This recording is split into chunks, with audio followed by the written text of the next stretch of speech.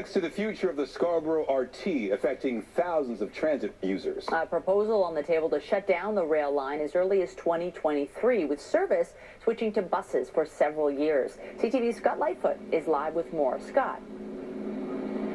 Michelle, the TTC board approved that proposal today. No real surprise. The RT will cease to operate after 2023, and for at least the next 7 years, riders here will be on buses. But what that service will look like, the configuration of the routes, well, for that, the TTC is going to get some public input.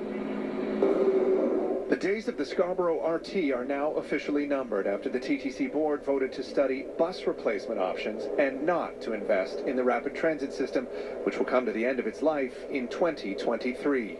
The Scarborough subway could make it into the Guinness Book of World Records for the number of times that this has been before council. While the future of transit in Scarborough has been debated and delayed for decades, the SRT has kept running, now in operation for 35 years, 10 longer than its predicted lifespan.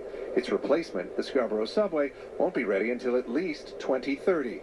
Love it or hate it, the SRT is the only bit of rapid transit that we have. Today, the board heard from several deputants who called for improvements to the proposed bus service that will replace the SRT for 7 years. The board voted to examine the option of running bus replacement service either with all new buses or with using the current fleet for several years. They also voted to examine bus rapid transit as an option.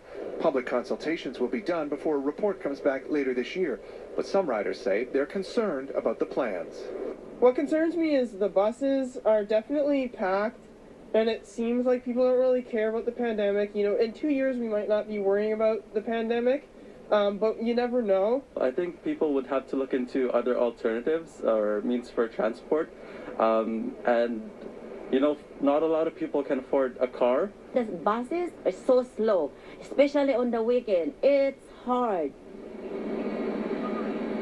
And as part of the public consultation, the board is also looking for interest or advice on what to do with the land that the RT currently runs on. Once the RT is no longer in service, that land is owned by the City of Toronto, and the board is expecting a report back in the third quarter of this year with more information. Reporting live outside Kennedy Station, I'm Scott Lightfoot. Michelle, back to you. Thank you, Scott.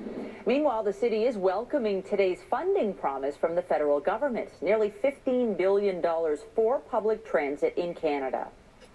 These investments will support major public transit projects like subway extensions, help electrify fleets with zero-emission vehicles.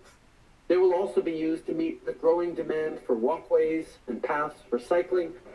Officials in Toronto say the money will likely be used here to buy new buses, subways, and streetcars, and for LRT expansion or waterfront transit. But most of the money won't start flowing for another 5 years.